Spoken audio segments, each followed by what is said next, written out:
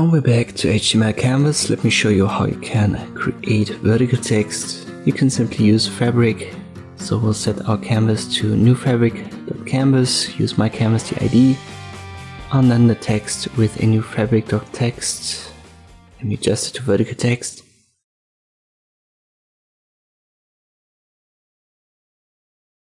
You may have to adjust the position, and it depends a little bit on the font size and also the angle.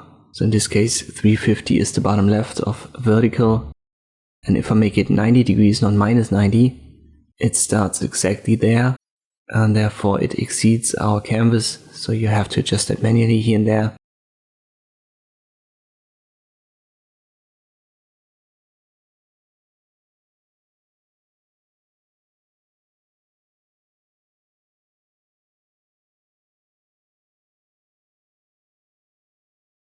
But this is one way to create this vertical text. In the end, don't forget to edit, so canvas.add, and then use the text, and then you're good to go.